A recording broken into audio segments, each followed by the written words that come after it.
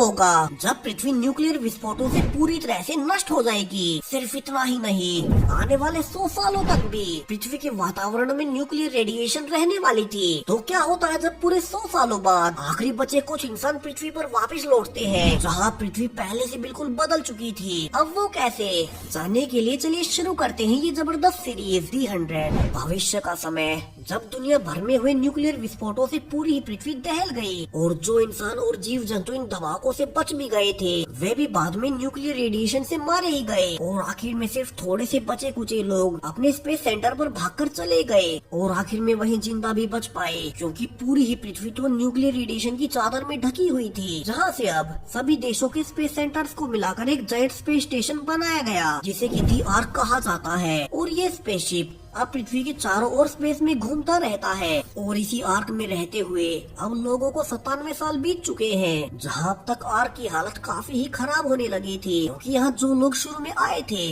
अब उनके बच्चे पैदा होने से पॉपुलेशन और ज्यादा बढ़ गई। तो वहीं 97 साल पहले उन्हें बताया गया था कि पृथ्वी से ये रेडिएशन पूरी तरह से हटने में 100 सालों का वक्त लगने वाला है, जिसमें कि अभी 3 साल और बचे हुए थे, यानी कि पिछले 97 सालों से कोई भी आज तक पृथ्वी पर नहीं गया है और किसी को भी पता तक नहीं है कि अब पृथ्वी के हालात कैसे हैं। मगर अभी तो आर्क में आने वाले 3 साल तक के ऑक्सीजन और खाना पानी नहीं बचा था। सो आर्क के चांसलर को बाकी काउंसिल मेंबर्स के साथ मिलकर कई कड़े फैसले लेने पड़ते हैं ताकि शिप में आबादी को बढ़ने ना दिया जाए, जहाँ सालों से हर उस इंसान को स्पेस में फेंककर मार दिया जाता है जिसने की कोई छोटी सी भी गलती की हो, क्योंकि पॉपुलेशन को कम रखने का एक यही तरीका था। हालांकि ये रूल 18 साल से कम उम्र वाले बच्चों पर लागू नहीं होता और अगर उनमें से कोई गलती करे तो उन्हें जेलों में रखा जाता है, जहाँ हमें एक ऐसी ही कैदी दिखाई जाती है, क्लार्क, जो कि आर्क की चीफ मेडिकल ऑफिसर एबी की बेटी है। तो वही उसके पिता जैक शिप के चीफ इंजीनियर रहे थे, यानी कि शिप के इतने ऊंचे ओहदों पर होने के बावजूद रूल्स तोड़ने पर उसे भी जेल में बंद होना ही पड़ा। मगर अब एक दिन अचानक से क्लार्क समेत सभी बच्चों को जो कि जेलों में बंद थे उन्हें एक रिस्ट बैंड पहनाकर बाहर ले जाया जाने लगा, जहाँ से क्लार्क जान पाती है कि शिप पर उस समेत पूरे 100 लोग जो कि जेलों में बंद थे उन्हें अभी ही पृथ्वी पर वापस भेजा जा रहा है, ताकि यहाँ पर वैज्ञानिक पता कर पाए कि पृथ्वी से रेडियो एक्टिविटी खत्म हो भी चुकी है या नहीं, और उसके बाद आर्क पर मौजूद बाकी लोग पृथ्वी पर वापस चले जाएंगे। तो वहीं इन 100 लोगों के पृथ्वी पर जाने से आर्क की ऑक्सीजन और खाना भी बचने वाला है, जिसके लिए उन्हें अब 100 साल होने में 3 साल पहले ही पृथ्वी पर भेजा जा रहा है। तो वहीं कैदियों के पास वैसे भी कोई ऑप्शन नहीं था और वे अब पृथ्वी पर पूरे 57 साल के बाद लैंड करने के लिए निकल पड़ते हैं, जहां इन्हीं सब में क्लार्क का बचपन का दोस्त वेल भी था, जो कि वैसे तो आर्क के मेन चांसलर का बेटा है, मगर वो क्लार्क के लिए जानबूझकर एक गलती करी शिप पर आ ही गया। हालांकि क्लार्क इससे खुश नहीं थी, क्योंकि उसके पिता को 1 साल पहले शिप पर ही मार दिया गया था, जिसके लिए क्लार्क आज तक भी वेल्स को ही जिम्मेदार मानती है। वही अब शिप में चांसलर वीडियो कॉल से सभी को बताने लगता है कि उन्हें पृथ्वी पर जाकर क्या क्या करना है और उन्हें नीचे लैंड कर एक आर्मी सेंटर तक जाना है, जहां इन 100 लोगों के लिए 1 साल तक का खाना और पानी उन्हें मिल जाएगा। तो वही उन्हें नीचे जाते ही आर्क को ऊपर बताना होगा कि क्या पृथ्वी पर रेडिएशन खत्म हो गई है, और यहाँ से शिप अब फाइनली पृथ्वी के हार्श वेदर से होते हुए लैंड करने लगता है। मगर यहाँ सब कुछ ठीक नहीं रहता, जहाँ शिप लैंड करते हुए क्रैश हो जाता है और 2 लोग तो इसी क्रैश लैंडिंग में मारे गए थे, जिनमें से अब 2 भाई बहन दिखाए जाते हैं, बेलेमी और ऑक्टेविया। दरअसल पिछले 100 सालों से आर्क पर सिर्फ एक ही बच्चा पैदा करना अलाउड था, मगर बेलेमी की माँ ने सबसे छुपकर ऑक्टेविया को जन्म दिया था, जिसे कि बेलेमी और उसकी माँ ने पूरे 16 सालों तक सबसे छुपाए रखा। मगर आखिरकार चांसलर को इसका पता चल ही गया और जिसके बाद बेलेनी की माँ को स्पेस में फेंककर मार दिया गया। तो दोनों भाई बहन को जेल में जाना पड़ा और वहीं से अब शिव से यहाँ पृथ्वी पर आए हैं। यहाँ सब लोग डरे हुए थे कि बाहर पृथ्वी का वातावरण कैसा होगा, जहाँ बेलेमी डरते हुए दरवाजा खोलता है, जहाँ सरप्राइजिंगली पृथ्वी पर अब हर और हरियाली फैली हुई थी, जिससे कि खुश हो अब सभी लोग नीचे उतरते हैं। यहाँ उनकी पूरी ही लाइफ उस स्पेसशिप आर्क में गुजरी थी और सब अब पहली बार पृथ्वी पर खुले में आ काफी ही खुश थे। तो वहीं क्लार्क मैप में पाती है कि क्रैश लैंडिंग होने के कारण वे अपनी लोकेशन से काफी ही दूर लैंड हुए हैं। वहीं इतना ही नहीं, क्रैश लैंडिंग से उनके सारे ही कम्युनिकेशन ऊपर आर्क से टूट चुके थे। यानी कि अब वे ऊपर नहीं बता सकते कि पृथ्वी फिर से रहने लायक हो चुकी है। जहां ऊपर आर्क में भी अब वैज्ञानिक नीचे कम्युनिकेट तो नहीं कर पा रहे थे, मगर उन 100 लोगों को पहनाए गए रिस्ट बैंड्स की मदद से उन्हें ये तो पता ही था कि वे पृथ्वी पर अभी भी जिंदा है और उनमें से सिर्फ 2 ही लोगों के बैंड्स डीएक्टिवेट हुए हैं, यानी कि वे मारे गए। और वे 2 लोग भी अचानक से मारे गए थे, क्योंकि रेडियो एक्टिविटी से मरने में कुछ वक्त तो लगता है। वहीं नीचे एक प्रॉब्लम होना शुरू होने वाली थी, जहां क्लार्क और वेल्स अब जल्दी से उसी लोकेशन पर जाना चाहते थे। तो वहीं बेलेमी अब कई सारे और लोगों के साथ एक ग्रुप बना लेता है और वे फैसला करते हैं कि वे आर्क की मदद नहीं करेंगे और उस बंकर तक नहीं जाएंगे, जिस कारण अब वेल्स की उससे लड़ाई भी होती है। जहां बेलेमी अब अपनी बहन ऑक्टेविया से कहता है कि उसने यहाँ उसके पास आने के लिए जानबूझकर एक क्राइम किया है, जो कि काफी बड़ा है और इसके लिए उसे बहुत बड़ी सजा मिल सकती है। और इसीलिए अब वो आर्क से यहाँ आने के बाद नाता तोड़ने की सोच रहा है, जहाँ उसके पास एक प्लान भी है, जिसमें वो यहाँ आए हुए लोगों के साथ मिलकर अपने हाथों में पहनाए गए सारे ही बैंड्स तोड़ देगा, जिससे कि आर्क को लगेगा कि नीचे हर कोई रेडिएशन से मारा गया। तो वे यहाँ बंकर से सप्लाईज लेकर आराम से रह सकते हैं और एक नई सिविलाइजेशन शुरू कर सकते हैं। हालांकि अभी बेलेमी इसके बारे में सिर्फ अपनी बहन ऑक्टेविया को ही बताता है। वहीं अब क्लार्क, वेल्स, फिन और 2 और लोग आगे उसी बंकर तक जाने लगते हैं, जहां उन्हें कुछ ही दूर एक डियर भी दिखाई देती है, जिसे कि देख वे खुश थे कि अब तो यहाँ जानवर भी जिंदा है। मगर वे देख पाते हैं कि वो डियर रेडियो एक्टिविटी के असर से म्यूटेट हो चुका था। तो वहीं ऊपर आर्क पर लोग पाते हैं कि किसी ने चांसलर को गोली मार दी है। तो डॉक्टर एबी अब जल्दी से उसका ट्रीटमेंट करने लगती है और चूंकि वे कुछ ज्यादा ही घायल थे, तो जितनी मेडिसिन उनके लिए अलाउड होती है एबी उससे ज्यादा यूज कर उन्हें बचा ही लेती है। तो वहीं अब तक गार्ड्स को पता चल गया था कि चांसलर को गोली किसी और ने नहीं बल्कि बेलेमी ने ही नीचे पृथ्वी पर जाने से पहले मारी थी, और इसीलिए वो नीचे जाते ही आर्क से कट ऑफ होने की बातें कर रहा था, क्योंकि अगर आर्क नीचे पृथ्वी पर गया तो वे उसे सजा देंगे। वहीं अब तक आर्क पर ऑक्सीजन और भी कम पड़ने लगी थी। सो वाइस चांसलर केन अब चाहता था कि वे आर्क पर मौजूद लोगों में से 300 लोगों को जान से मार दे, ताकि उनके स्पेसशिप की ऑक्सीजन 3 साल और चल सके, वरना वे सब के सब मारे जाएंगे। तो वहीं नीचे ऑक्टेविया भी एक झील देख लापरवाही से उसमें नहाने कूद जाती है, क्योंकि उसने अपने पूरी लाइफ में आर्क में कभी भी ऐसी झील नहीं देखी थी। मगर इसी बीच एक पानी का सांप उसे काट लेता है, जहाँ से जैस्पर किसी तरह से उसे पानी में कूद उसे निकाल लेता है और बाकी सब के साथ उसे वापस से कैंप में ले आता है, जो कि उन्होंने क्रैश हुए शिप के पास बनाया था। वहीं अब शाम होते होते ग्रुप के काफी सारे लोगों ने अपने अपने रिस्ट बैंड उतार दिए थे, जो कि उन्होंने बेलेमी के कहने पर किया था, यानी कि वे भी उसकी बातों में आ गए। तो वे भी अब आर्क से कट ऑफ होकर पृथ्वी पर एक नई सिविलाइजेशन शुरू करने के हक में थे, जहाँ वेल्स उन्हें ऐसा ना करने को भी कहता है, मगर बेलेमी ने सबको अपनी ओर कर लिया था और अब वे जबरदस्ती से वेल्स का भी बैंड हटा ही देते हैं। वहीं ऊपर आर्क में वाइस चांसलर केन को पता चल गया था कि एबी ने चांसलर को मरने से बचाने के लिए अलाउड लिमिट से ज्यादा दवाई दी है, तो वो अब उसे भी जान से मारने का आदेश देता है। मगर अब जब उसे भी स्पेस में फेंका जाने ही वाला था कि मेन चांसलर अब होश में आते ही उसे बचाने आता है। वहीं तक नीचे जैस्पर ने ऊपर से जंप कर नदी को पार करने का रास्ता ढूंढ लिया था, मगर उसके नदी के दूसरी ओर जाते ही अब कोई उस पर स्पीयर से अटैक कर देता है, यानी कि पृथ्वी पर इन लोगों के अलावा और कोई भी है, जिससे कि डरकर अब बाकी लोग वापस से कैंप की ओर भागने लगते हैं। तो वहीं भागते हुए उन्हें जैस्पर के दर्द में चिल्लाने की आवाजें आ रही थी, जैसे कि कोई उसे कहीं ले जा रहा हो। तो वहीं कैंप में बेलेमी और मर्फी दोनों ने ही जबरदस्ती ग्रुप की सप्लाईज पर कब्जा कर खुद को ही लीडर घोषित कर दिया था। मगर अब क्लार्क सभी को आकर सारी सच्चाई बताती है कि पृथ्वी पर उनके अलावा भी और कोई है, जो कि जैस्पर पर अटैक कर उसे अपने साथ ले गया। तो अगले ही दिन अब क्लार्क, बेलेमी, वेल्स और मर्फी चारों जैस्पर को ढूंढने के लिए वापस नदी की ओर जाते हैं। तो वहीं बेलेमी आर्क से छुपाकर एक गन भी लाया था, जिससे कि वे अपना बचाव कर सकते हैं। वहीं ऊपर आर्क में एक इंजीनियर जो कि आर्क को रिपेयर करती थी। रेवन उसे पता चलता है कि उसके बॉयफ्रेंड फिन को भी प्रिजनर के साथ नीचे पृथ्वी पर भेजा गया है। सो वो अब डॉक्टर एबी को बताती है कि शायद से पृथ्वी पर लोग अपने बेड्स को जानबूझकर हटा रहे हैं, वरना रेडिएशन से इतना जल्दी कोई कैसे ही मर सकता है। जिससे कि डॉक्टर एबी को भी उम्मीद मिलती है कि नीचे शायद से सब जिंदा होंगे।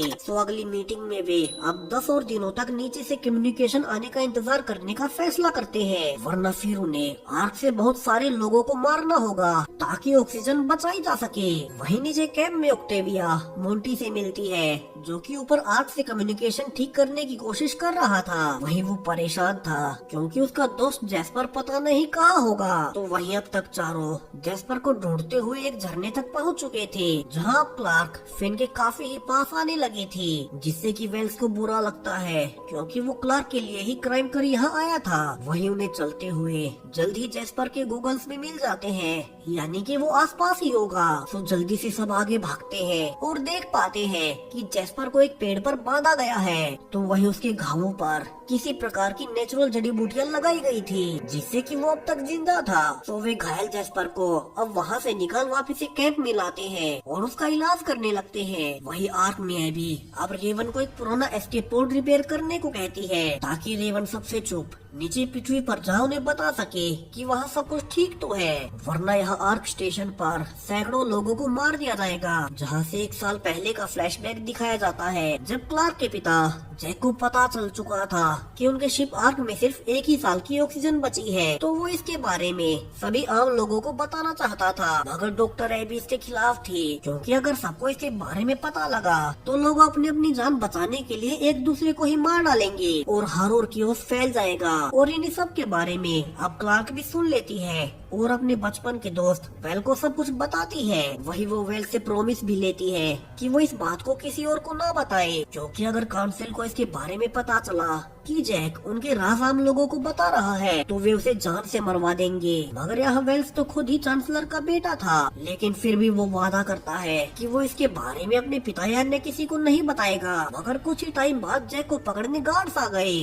और उन्होंने उसे स्पेस में छोड़ जान से मार डाला। तो वही क्लार्क को चुप रहने का कहकर जेल में डाल दिया गया। वही क्लार्क ने अपने पिता के बारे में सिर्फ वेल्स को ही बताया था, जिस कारण उसे आज तक लगता है कि वेल्स ने ही अपने पिता को बताया होगा। और उसी के बाद उसके पिता जैक की जान गई, इसीलिए वो आज तक भी वेल्स से नफरत करती है।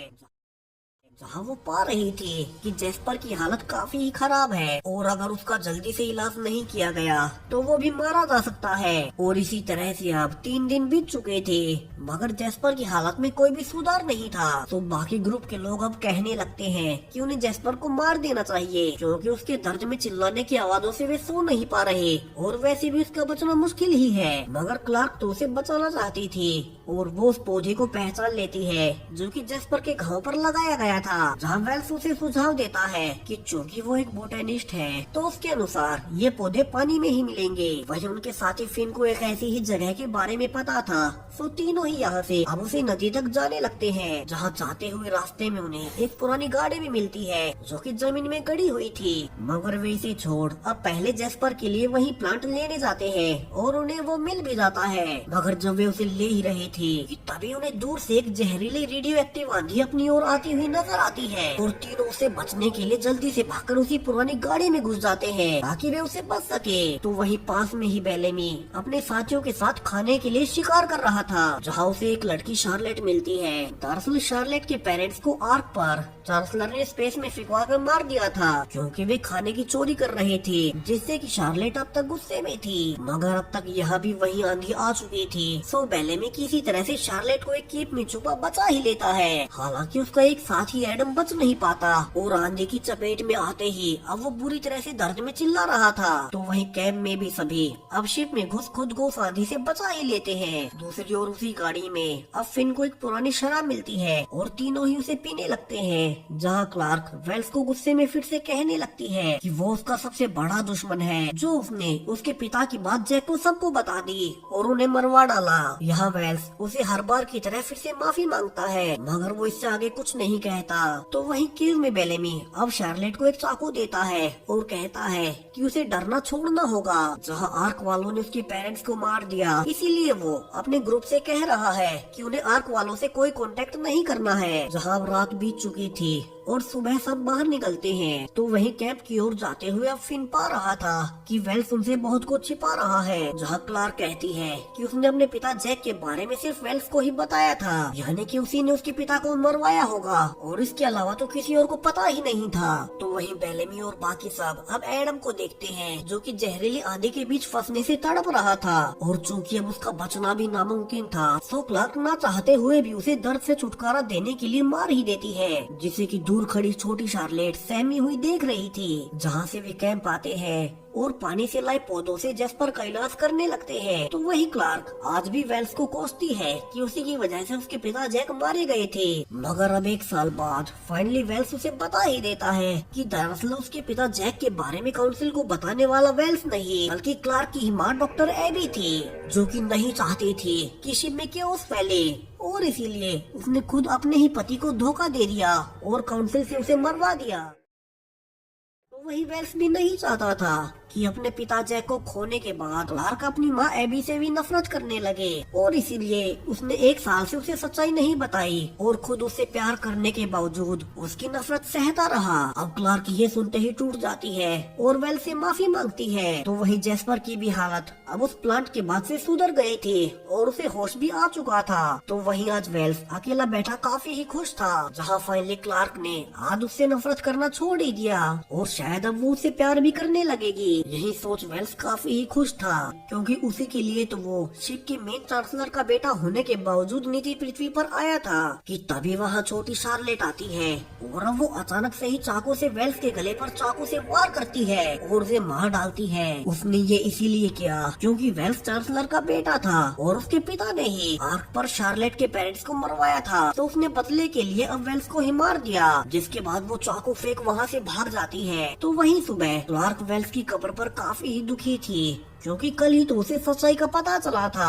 और कल ही किसी ने वेल्स को जान से मार दिया। जहाँ फिन कहता है कि शायद से जिन लोगों ने पहले जेस्पर पर हमला किया था उन्होंने ही वेल्स को मारा होगा, तो अब से उन्हें कैंप में ही रहना चाहिए। तो वही वे सब मिलकर कैंप के चारों ओर बाउंड्री बनाने का प्लान बना रहे हैं, क्योंकि उन्हें भी नहीं पता है कि पृथ्वी पर और कौन रहता है जिन्होंने की पहले जेस्पर और अब वेल्स पर अटैक किया। तो वही मोंटी कहता है कि उसे कम्युनिकेशन को ठीक करने के लिए कोई वर्किंग बैंड चाहिए, जिससे कि वो ऊपर आर्क से कांटेक्ट कर पाए। तो क्लार्क अब उसे अपना बैंड देती है, मगर ऊपर एबी अब ये देख भी परेशान हो जाती है कि उसकी बेटी कार का रिस्ट बैंड भी डीएक्टिवेट हो चुका है। मगर उसे उम्मीद थी कि क्लार्क ने ये बैंड खुद ही उतारा होगा। तो वही नीचे ग्रुप अपने कैंप के चारों ओर बाउंड्री बनों से सेव कर लेते हैं। हाँ, बेलेनी और मर्फी दोनों ही लीडर बन बाकी लोगों से काफी बुरा बिहेव कर उनसे काम करवा रहे थे। तो वही ऑक्टेविया और जेस्पर दोनों ही कैंप के पास घूमने लगते हैं, जहाँ उन्हें वेल्स की कटी हुई उंगलियां और एक चाकू मिलता है, जिसे कि देख अब क्लार्क पाती है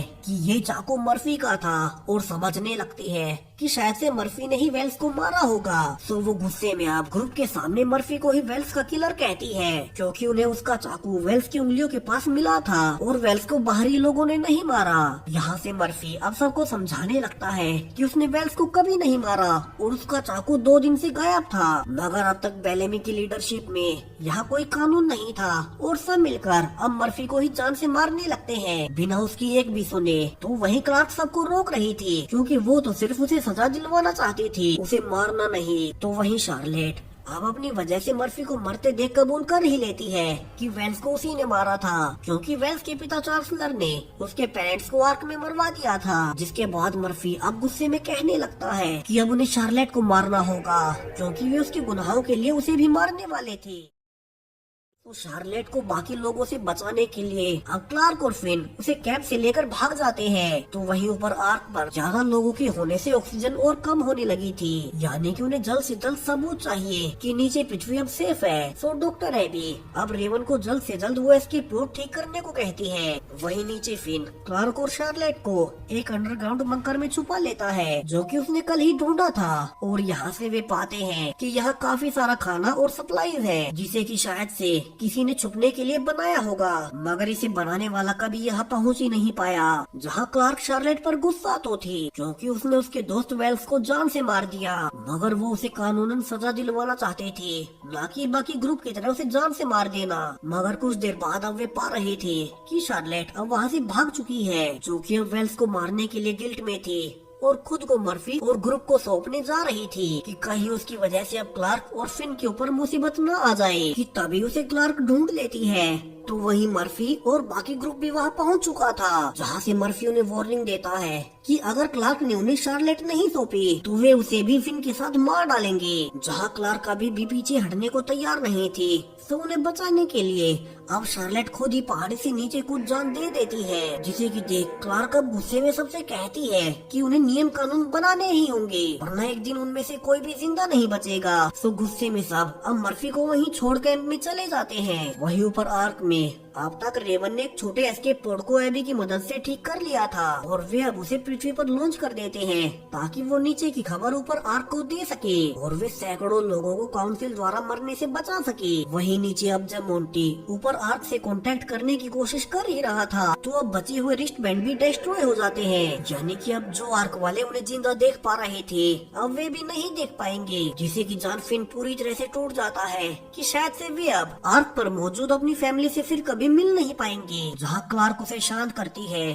और बताती है कि कम से कम वो उसके पास है और वो उसे बहुत प्यार करती है और यहाँ से दोनों अब इंटीमेट भी हो जाते हैं। वहीं ऊपर आर्क में चांसलर डॉक्टर एबी को बताता है कि उनकी ऑक्सीजन पहले के मुकाबले कहीं ज्यादा घट रही है और इसी से डील करने के लिए 300 लोगों को स्पेस में फेंकना होगा ताकि बाकी बचे हुए लोग 3 सालों तक सरवाइव कर सके। वहीं अब तक काउंसिल ने भी इस प्लान को मंजूरी दे दी है, जिसके बारे में वे आम लोगों को न बताकर जबरदस्ती रैंडम 300 लोगों को चुनकर स्पेस में फेंकने वाले हैं और इसके अलावा उनके पास कोई और चारा नहीं है क्योंकि नीचे पृथ्वी से वैसे भी उनके लिए कोई सिग्नल नहीं आया है।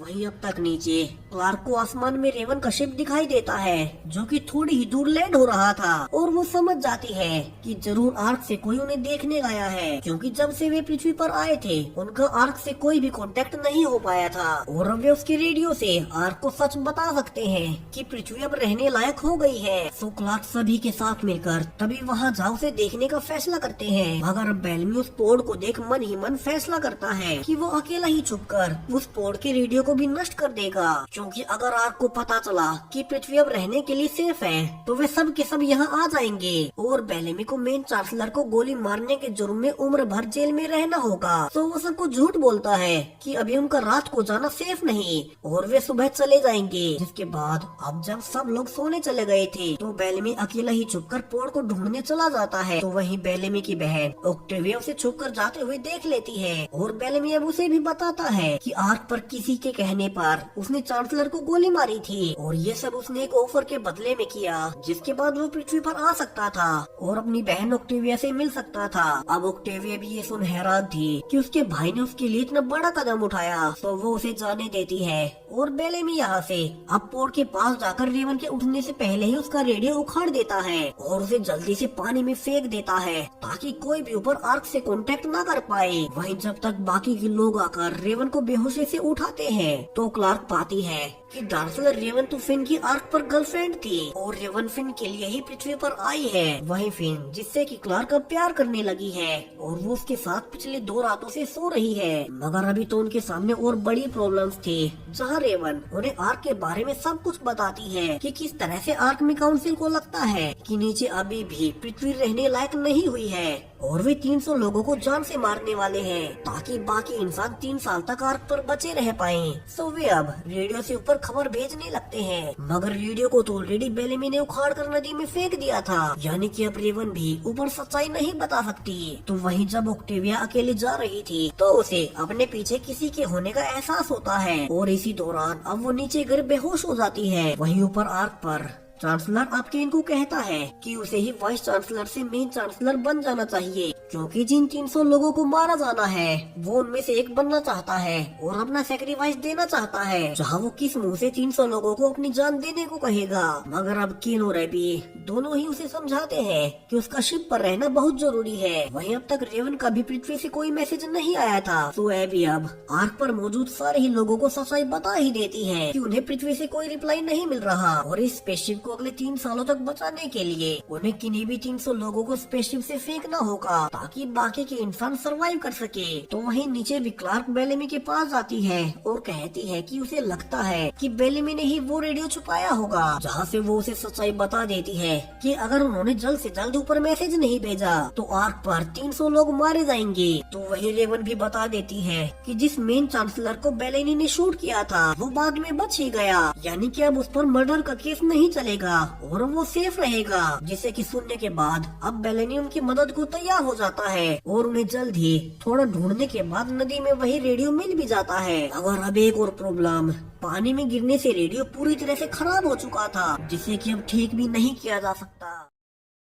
वहीं ऊपर आर्क में जब काउंसिल को लग रहा था कि एबी के सबको सच बता देने से केओस फैल जाएगा, मगर होता इसे उलट ही है, जहां 300 से ज्यादा लोग अब खुद ही सामने आते हैं और कहते हैं कि अपनी फैमिली और अपने बच्चों के फ्यूचर के लिए उन्हें जिंदा रखने के लिए वे अपनी जान सैक्रिफाइस करने को तैयार हैं। जिसे कि देख अब ऑफिसर्स भी हैरान थे कि कैसे इंसान अपने बच्चों के लिए सब कुछ कर सकते हैं। मुश्किल हालातों में ही इंसानियत का सबसे बेहतरीन रूप निखर कर बाहर आता है। तो अब सबको एक ज्वाइंट रूम में बंद कर दिया जाता है, जहाँ से उन्हें स्पेस में फेंका जाने वाला था। तो सेम इसी समय नीचे जल्दी से ग्रुप मिलकर कुछ रॉकेट्स तैयार कर रहे थे, जो कि पृथ्वी के ऑर्बिट से निकल फट जाएंगे और ये एक इशारा होगा कि पृथ्वी पर अब सब कुछ ठीक है और आर्क को उन 300 लोगों को मारने की जरूरत नहीं है। तो वहीं ऊपर 300 लोग अपने परिवार वालों को आखिरी बार रोते हुए गुड बाय बोल रहे थे। वहीं अब तक नीचे से ग्रुप ने रॉकेट्स को स्पेस में लॉन्च कर ही दिया था, मगर अब तक काफी देर हो चुकी थी, क्योंकि कुछ ही मिनट्स पहले आर्क से उन 300 लोगों को स्पेस में छोड़ दिया गया,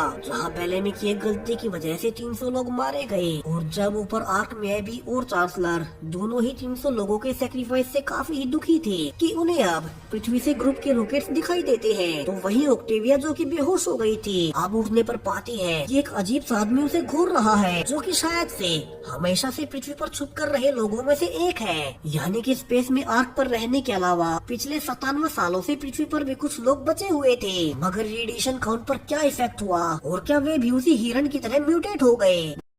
अब ऑक्टेविया को पृथ्वी पर ही छुपकर रह रहे एक आदमी ने उठा लिया था, जो कि उसे एक गुफा में लाकर बांध देता है। तो वहीं दूसरी ओर कैंप में अब सभी लोग पा रहे थे कि ऊपर से आर्क ने फाइनली उन 300 लोगों को शिप से फेंक ही दिया और उनका रॉकेट वाला सिग्नल शायद से काफी लेट पहुंचा, जिसके बाद तो क्लार्क अब बेलेमी पर पूरी तरह से गुस्से में टूट पड़ी थी, क्योंकि उसी ने वो रेडियो तोड़ा था, जिस कारण आर्क पर 300 से ज्यादा लोगों की जानें चली गई। तो वहीं बेलेमी इसके लिए माफी भी मांगता है, मगर अब तो वे उस बारे में कुछ भी नहीं कर सकते। जहाँ कैंप में दुख के साथ क्लार्क, फिन और रेवन के बीच एक अजीब सी ऑकवर्डनेस भी थी, क्योंकि यहाँ पृथ्वी पर क्लार्क फिर से प्यार करने लगी और उसके साथ सोई भी। मगर अब रेवन, जो कि फिन की आर्क पर गर्लफ्रेंड थी, अब वो यहाँ आ चुकी है। तो क्लार्क अब फिन से कहती है कि उसे रेवन के साथ ही रहना चाहिए, क्योंकि उसे अभी उनके बारे में कुछ नहीं पता। तो वहीं अब बेलेमी पा रहा था कि उसकी बहन ऑक्टेविया वापस कैंप लौटी ही नहीं और वो अब कुछ लोगों की टीम बना उसे ढूंढने के लिए जंगल में जाने लगता है, जहाँ से अब फ्लैशबैक्स में दिखाया जाता है कि कैसे बेलेमी की माँ ने इलीगल रूप से ऑक्टेविया को आर्क पर जन्म दिया, क्योंकि शिप पर दूसरा बच्चा पैदा करना अलाउड ही नहीं था। और इसी कारण ऑक्टेविया ने अपने जीवन के पहले 16 साल अपने ही कमरे में बंद होकर गुजारे थे। और जब एक दिन बेलेमी रिस्क लेकर ऑक्टेविया को एक पार्टी में ले भी गया, तो वहीं शिप के कमांडर को उसके बारे में पता चल गया और उसने बेलेमी की माँ को मार बेलेमी को जॉब से निकाल दिया। तो वहीं ऑक्टेविया को जेल में बंद कर दिया। और जब इन 100 लोगों को पृथ्वी पर भेजा जा रहा था, तब उसने ही बेलेमी को अपनी बहन से मिलने का ऑफर दिया, जिसके बदले में उसे शिप के चांसलर को गोली मारनी थी। जी हाँ, सिर्फ अपनी बहन से मिलने और उसे पृथ्वी पर सेफ रखने के लिए बेलेनी ने कमांडर के कहने पर चांसलर को गोली मारी थी। यानी कि कमांडर का शिप के चांसलर को मारने के पीछे कोई बड़ा प्लान था, जो कि अभी तो कामयाब नहीं हो पाया। वहीं प्रेजेंट में ऑक्टेविया की आंख उसी गुफा में खुलती है और वो पाती है कि उस आदमी ने उसे नेचुरल जड़ी बूटियां लगाई थी, जिससे कि अब वो ठीक हो रही है, मगर उसे यहाँ से निकलना तो था ही। और इसीलिए अब वो गुफा को खोद उसके ऊपर से बाहर निकल अपने कैंप की ओर भागने लगती है, जहाँ तक बाकी के लोग ऑक्टिविया के निशानों का पीछा कर इसी गुफा की ओर आ रहे थे कि आगे बढ़ते हुए अब उन्हें जंगल में काफी सारे लोगों के कंकाल लटके हुए दिखाई देते हैं। यानी कि ये लोग जो कि पृथ्वी पर ही रहे थे अब वे काफी वायलेंट हो चुके हैं। सो उनसे डरकर अब काफी सारे लोग वापस से कैंप में लौट आते हैं, जहाँ सिर्फ बेलेमी, फिन और जेस्पर के साथ तीनों लोग आगे बढ़ रहे थे। तो वहीं इसी वक्त कैंप में रेवन और क्लार्क एक साथ रेडियो बनाने की कोशिश कर रहे थे ताकि वे ऊपर आर्क से कांटेक्ट कर सके। मगर अब क्लार्क ये जान कि 1 साल पहले उसी की माँ एबी ने उसके पिता जैक को मरवाया था, अब वो उनसे बात नहीं करना चाहती थी। तो वहीं क्लार्क की चीजों में रेवन को एक गिफ्ट भी मिलता है जो कि अक्सर फिन रेवन को ही देता था, जिससे कि अब उसे भी पता चल जाता है कि क्लार्क और फिन में कुछ तो हुआ था। मगर चूंकि तब वो यहाँ नहीं थी इसलिए वो इस बात का जिक्र न कर फिन के साथ आगे बढ़ने का फैसला करती है। तो वहीं जंगल में अब सुबह होते ही बेलेमी के साथियों पर अब वही लोग अटैक करते हैं, जहाँ वे भागते भी हैं। मगर अब तक उनके 2 साथी मारे जा चुके थे। जहाँ उन्हीं की ओर भागकर आ रही ऑक्टिविया अब अपने भाई को देखती भी है, मगर वही आदमी जो कि उसे उठाकर यहाँ लाया था अब वो उसे उससे पहले ही पकड़ लेता है और उसी गुफा में ले जाता है। तो वहीं जंगल में बाकी सबका बचना भी नामुमकिन लग रहा था, क्योंकि उन्हें चारों ओर से उन्हीं लोगों ने जो कि अब से ग्राउंडर्स कहे जाएंगे उन्होंने घेर रखा था। कि तभी जंगल में किसी प्रकार के शंख की आवाज आती है, जिससे कि वे सारे ही लोग वापस भाग जाते हैं। तो वहीं बेलेमी अब फाइनली उसी आदमी का पीछा कर फाइनली उसी केव तक पहुंच चुका था और वो उसे जल्दी से बेहोश कर अब ऑक्टेविया को छुड़ा ही लेता है। जहाँ बेलेमी तो उसे मारने भी जा रहा था, मगर ऑक्टेविया उसे रोक लेती है और कहती है कि शायद से ये उनको चोट पहुंचाना नहीं चाहता और उसी ने उन सबको जंगल में बाकी ग्राउंडर से बचाया था। मगर अब वो आदमी उठ फिन के पेट में चाकू मार देता है। तो सब लोग जल्दी से अब घायल फिन के साथ कैंप में वापस आते हैं, जहाँ क्लार्क और रेवन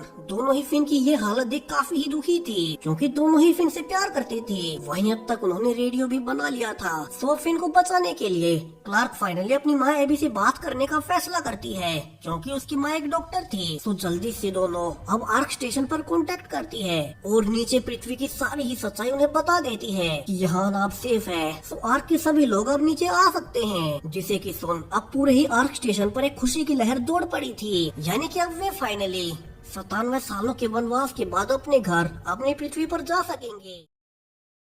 और खुले में रह पाएंगे। मगर वे ये भी जान दुखी होते हैं कि उन्हें उन 300 लोगों के सैक्रिफाइस की जरूरत ही नहीं थी। तो उन मारे गए सारे ही लोगों के परिवार अब शिप के चांसलर पर काफी ही गुस्सा थे। तो वहीं क्लार्क अब अपनी माँ एबी को बता देती है कि उसे उनकी सच्चाई का पता चल चुका है कि उन्हीं ने उसके पिता को जान से मरवाया था और इसके लिए वो उन्हें जीवन में कभी भी माफ नहीं करेगी, क्योंकि वो अपने पिता से बहुत प्यार करती थी। जहाँ बातों के दौरान चांसलर जान पाता है कि उसका बेटा वेल्स नीचे पृथ्वी पर ऑलरेडी मारा जा चुका है, तो वो दुख में अब वहाँ से चला जाता है। वैसे यहाँ शिप पर एक टेबल पर इंडियन फ्लैग भी है, यानी कि बचे हुए लोगों में इंडियन भी थे। अब वैसे इसका कहानी से कोई खास लेना देना नहीं था, मगर मुझे रेफरेंस नोटिस हुआ तो मैंने बता दिया। अब यहाँ से क्लार्क अपनी माँ एबी के कहे अनुसार फिन का इलाज करने लगती है, मगर अब वे पा रहे थे कि फिन के मुंह से झाग आ रहे हैं, यानी कि उस चाकू पर जहर लगा हुआ था। सो वे अब उसी ग्राउंडर जिसे कि वे गुफा से बेहोश कर ले आए थे अब उसे काफी ही टॉर्चर करने लगते हैं, ताकि वो उन्हें उस जहर का एंटीडोट बता दे, वरना फिन मारा जाएगा। वहीं अब ऑक्टेविया पाती है कि उस ग्राउंडर की डायरी में उसकी ड्राइंग भी बनी हुई है, यानी कि वो उसका कई दिनों से पीछा कर रहा था और इसीलिए उसने उसे चोट नहीं पहुंचाई। तो वो अब अकेले में उसी ग्राउंडर से बात करती है, जहाँ वो ग्राउंडर पहली बार बोलता है, जिसकी भाषा उनसे थोड़ी तो अलग थी, मगर वो आसानी से समझ आ रही थी। और वो कहता है कि उसका नाम लिंकन है और 97 साल पहले जो लोग ऊपर शिप्स में ना जा पाए वे यहीं पृथ्वी पर अंडरग्राउंड गुफा बनाकर रहने लगे और कई दशकों तक, जब तक पृथ्वी से रेडियो एक्टिविटी कम हुई, वे इन्हीं गुफाओं में छुपकर कीड़े मकोड़ों को खाकर जिंदा रहे और सरवाइव कर पाए। और फिर उन्होंने आसमान से उन्हें आते हुए देखा और उन्हें लगा कि वे उन्हें गुलाम बनाने आए हैं। सो अब उनका ग्राउंडर्स का ग्रुप उन पर अटैक कर रहा है। यहाँ ऑक्टेविया फिन को बचाने के लिए खुद पर वहीं जहर से कट मार लेती है। सो फाइनली अब लिंकन उसे एंटीडोट दे ही देता है और फिन की जान बच जाती है, जिसके बाद अब बेले में फाइनली आर्क पर सबको बता ही देता है कि उसे चांसलर को गोली मारने के लिए उनके कमांडर ने कहा था और उसका जरूर से कोई सीक्रेट प्लान है, जिसे कि सुनने के बाद अब केन तभी कमांडर को पकड़वा कर जेल में डाल देता है और वे अब नीचे सभी को बताते हैं कि वे जल्दी नीचे आएंगे, मगर तब तक उन्हें पास के ही एक बंकर में जाना है, जहाँ से उन्हें कुछ खाने का सामान और हथियार मिल जाएंगे, जिनसे कि वे उन ग्राउंडर से अपनी रक्षा कर सकते हैं। तो बेलेमी और क्लार्क अब उसी बंकर में जाकर वहाँ से सारे हथियार ले आते हैं और कैंप के काफी सारे लोगों को बांट देते हैं ताकि अगर ग्राउंडर्स उन पर अटैक करे तो वे खुद को डिफेंड कर पाए। जबकि आर्क पर अब एक बहुत बड़ा राज था जो कि चांसलर बाकी आर्क से छुपा रहा था, जहाँ वो काउंसिल के सामने अब सबसे बड़ी प्रॉब्लम के बारे में बता ही देता है कि दरअसल उनके पास सिर्फ 700 ही लोगों को नीचे ले जाने के लिए ड्रॉप शिप बचा हुआ है, जबकि आर्क पर मौजूद लोगों की संख्या 2000 से भी कहीं ज्यादा है। यानी कि 1300 से भी ज्यादा लोग कभी पृथ्वी पर जा ही नहीं पाएंगे, क्योंकि 97 साल पहले इतने लोग कभी आर्क पर थे ही नहीं। मगर समय के साथ उनकी पॉपुलेशन बढ़ती रही और अब उनके पास पृथ्वी पर सभी को वापस ले जाने की ड्रॉप शिप्स है ही नहीं, तो वहीं वे इस आर्क स्टेशन को भी लैंड नहीं करवा सकते क्योंकि इसका मास काफी ज्यादा है। वहीं दूसरी ओर उसी कमांडर से जेल में मिलने अब एक काउंसिल मेंबर डायना जाती है और यहाँ से रिवील होता है कि चांसलर को मरवाने के पीछे वही थी जो कि कभी पहले शिप की चांसलर हुआ करती थी, मगर मेन चांसलर उससे कहीं अच्छा लीडर था, सो उसे डिमोट कर दिया गया और इसीलिए उसने बेलेनी के हाथों चांसलर को मरवाना चाहा ताकि वो फिर से आर्क की लीडर बन जाए। तो अपने खिलाफ शक से बचने के लिए अब वो उस कमांडर को भी मरवा देती है। वहीं उसने सीक्रेटली शिप में काफी सारे लोग अपनी ओर कर लिए थे जो कि डायना को ही लीडर मानते थे, और अब वो उनसे कहती है कि अब उनका आर्क पर रहने का कोई फायदा नहीं है क्योंकि अब तो सिर्फ 700 ही लोग नीचे जा सकते हैं। सो डायना अब सिर्फ अपने ही लोगों के साथ उस शटल को सबसे चुरा पृथ्वी पर अकेले ही जाने का फैसला करती है, वो भी बिना किसी को पता चले। वहीं वे आर्क पर बाकी सबको यहीं स्पेस में मरने के लिए छोड़ देंगे। तो वहीं नीचे कैंप में अब हथियार होने के बावजूद फिन इन सब से खुश नहीं था और वो रेवन से कहता भी है कि उन्हें ग्राउंडर से बात करनी चाहिए और आपस में लड़ना नहीं चाहिए, और इसी के लिए अब वो उसी एक ग्राउंडर जिसे कि उन्होंने पकड़ा हुआ था लिंकन उसके पास जाता है और कहता है कि वे उसे छोड़ देंगे, मगर क्या वो उन्हें अपने लीडर से मिलवा सकता है ताकि वे आपस में लड़े ही ना, क्योंकि वैसे तो अब पृथ्वी पूरी तरह से वीरान पड़ी है और वे सिर्फ कुछ आखिरी इंसान बचे हैं, तो उन्हें आपस में लड़ना नहीं चाहिए। और इसके लिए अब लिंकन भी मान जाता है और उसे अपने लीडर से मिलवाने का वादा करता है, मगर उसने एक चेतावनी भी दी थी कि उन्हें गन्स अपने साथ नहीं ले जानी है ताकि वे उन्हें हमलावर ना समझे। सो फिन अब यही सब क्लार्क को बता देता है और कहता है कि क्यों ना वे उन ग्राउंडर से बात कर आपस में लड़ना ही छोड़ दे, जिसके बाद इन गन्स की कोई जरूरत होगी ही नहीं। अब बेलेमी तो पहले से ही उन ग्राउंडर्स पर गुस्सा था जो उन्होंने उसके इतने सारे साथी मार दिए। तो अब क्लार्क के पीछे जेस्पर के साथ गन लेकर जाने का फैसला करता है ताकि अगर वे क्लार्क और फिन पर हमला भी करें तो उनके पास कोई बैकअप हो। तो वहीं ऊपर शिप पर अब बाकी सब लोग चांसलर के साथ फिर से पृथ्वी पर जाने का जश्न मना ही रहे थे कि तभी वहाँ शिप में बड़े बड़े ब्लास्ट होने लगते हैं जिसमें कि अब सैकड़ों लोग मारे जा रहे थे। तो वहीं पूरी ही शिप पर अफरा तफरी फैल चुकी थी और ये सब कोई और नहीं बल्कि डायना ही करवा रही थी ताकि वो अपने साथियों के साथ इकलौते एस्केप शटल से पृथ्वी के लिए निकल जाए। वहीं इसके बारे में चांसलर और बाकी सबको कोई अंदाजा तक नहीं था और उन्हें लग रहा था कि ये धमाके आर्क में किसी टेक्निकल गड़बड़ी से हो रहे होंगे, जहाँ डायना अब अपने साथियों के साथ फाइनली एस्केप शटल तक पहुँच चुकी थी और वे उसकी सिक्योरिटी को पास कर उसे पृथ्वी की ओर लॉन्च करने की कोशिश कर रहे थे। वहीं नीचे फिन और क्लार्क अब लिंकन के कहे अनुसार उन ग्राउंडर्स के लीडर से मिलने जाते हैं, जहां फिन को नहीं पता था कि पीछे ही जेस्पर, बेलेमी और ऑक्टेविया गन के साथ उनके पीछे आ रहे हैं ताकि उन्हें बैकअप दे सके। जहां कुछ ही देर बाद वहां ग्राउंडर्स की लीडर आनिया पहुंच चुकी थी जिसके साथ उसके कुछ गार्ड्स भी थे, और अब मिलते ही क्लार्क उनसे पूछने लगती है कि जब वे कुछ हद तक उनकी भाषा समझ सकते हैं तो उनके पृथ्वी पर आते ही उन्होंने उन पर अटैक क्यों किया, क्योंकि वैसे ही अब कुछ चुनिंदा इंसान जिंदा बचे हैं और अब तो पृथ्वी पर जगह की कोई कमी भी नहीं है, तो इसके सारे ही रिसोर्सेज उन सब के लिए कहीं ज्यादा हैं। जहाँ से आनिया बताती है कि उन्हें लगता है कि आसमान से आए हुए लोग उन्हें गुलाम बनाने आए हैं और जो रॉकेट्स कल रात उन्होंने कैंप से छोड़े थे ताकि वे आर्क को सिग्नल दे सके, वे वापिस से पृथ्वी पर आ उनकी गुफाओं पर गिर गए, जिससे कि उनकी काफी सारी फैमिलीज मारी गई थी और इसीलिए सुबह गुस्से में उन्होंने उन पर जंगल में अटैक किया और उनके कई साथियों को मार भी दिया।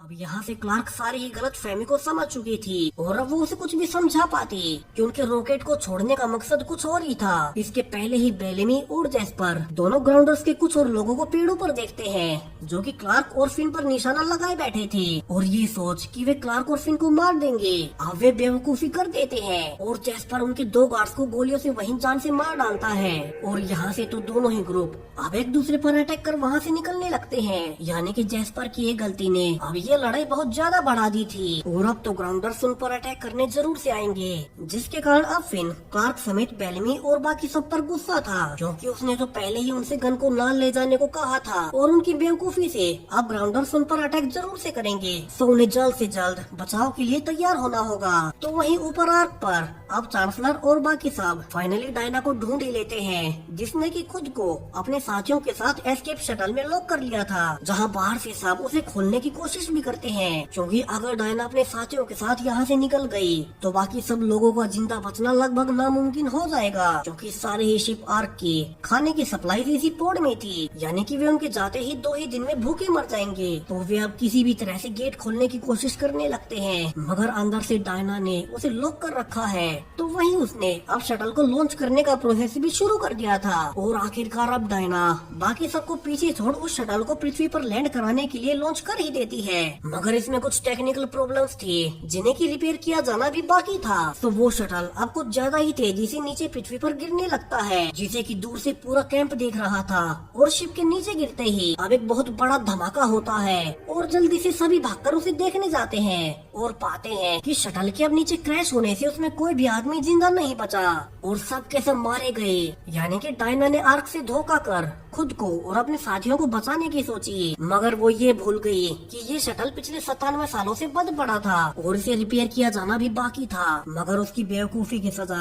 अब ऊपर आर्क के लोगों को भुगतनी होगी, क्योंकि वे वहाँ फंस चुके थे। वहीं नीचे सामान ढूंढते हुए अब उन्हें एक हाईली फ्लेमेबल लिक्विड मिलता है जो कि कभी भी फट सकता था। सो वे जल्दी से इस शटल से काम के सामान को लेकर, जो कि उनके आगे काम आ सके, वहाँ से वापस कैंप में लौट आते हैं। वहीं पूरे ही कैंप में बहुत सारे लोग गन्स के साथ तैनात थे, क्योंकि उन्हें पता था कि ग्राउंडर्स उन पर अटैक जरूर से करेंगे। यहाँ बेलेमी, क्लार्क और फिन अब सभी के साथ मिलकर प्लान बनाने लगता है कि वे ग्राउंडर्स से कैसे बचेंगे, क्योंकि बेशक से उनके पास गन हो, मगर उनके पास इतनी भी गोलियां नहीं है कि वे सभी ग्राउंडर्स को जान से मार सके। तो फिन यहाँ से आइडिया देता है कि क्यों न वे उस ब्रिज को ही उड़ा दे, जिससे कि ग्राउंडर्स यहाँ आने वाले हैं और इससे कम से कम उन्हें कुछ और टाइम मिल जाएगा अपने हथियार और ज्यादा बढ़ाने का और कुछ और प्लान बनाने का। वहीं रेवन इन सब में एक्सपर्ट थी और वो जल्दी से क्रैश शटल के पास जाकर अब वहीं फ्लेमेबल लिक्विड को इकट्ठा कर लेती है और उसमें अपने पास मौजूद लगभग सारे ही गन्स का पाउडर मिला उसे एक बड़ा बम बना देती है, जो कि उस ब्रिज को उड़ा पाने में कामयाब हो सकेगा। यहाँ बेलेमी को इस पर शक था,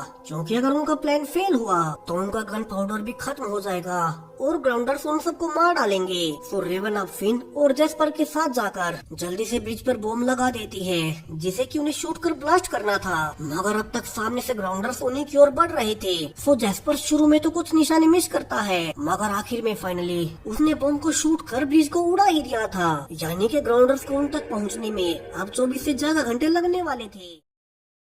वहीं रेवन बम बनाते हुए घायल भी हुई थी, सो फिन उसे संभालता है, मगर रेवन जानती थी कि फिन क्लार्क से बहुत प्यार करने लगा है, वहीं वो उसे भी भुला नहीं पा रहा। सो दोनों यहाँ से परेशान थे कि वे क्या करें, क्योंकि फिन तो उन दोनों से ही बराबर प्यार करता था और वो किसी एक को भी खोना नहीं चाहता था। वहीं अब बाकी सब ग्राउंडर्स के दूसरे अटैक के लिए तैयार हो रहे थे, मगर अब तक उनके पास गोलियां बहुत ही कम बची थी, सो उन्हें कुछ ऐसा ढूंढना था जो कि उन ग्राउंडर्स को एक साथ मार सके। तो वहीं ऊपर आर्क पर एस्केप शटल के जाने के बाद सब कुछ बंद पड़ गया था और उन धमाकों में सैकड़ों लोग भी मारे गए थे, जहाँ आर्क के सारे ही कंट्रोल्स अब मेल फंक्शन कर रहे थे और खाना तो उनके पास अब वैसे भी बचा ही नहीं था, यानी कि अब उनका बच पाना काफी ही मुश्किल था और वे सब अब पृथ्वी के बजाय यहीं स्पेस में इसी स्टेशन पर मरने वाले हैं। तो चांसलर अब सभी बचे हुए लोगों को इकट्ठा कर उन्हें एक आखिरी स्पीच देता है कि शिप में ब्लास्ट से सारी ही ऑक्सीजन लीक हो गई है और अब उनके पास सिर्फ 51 घंटे की ही ऑक्सीजन बची है और नीचे तो अब वे वैसे भी नहीं जा सकते।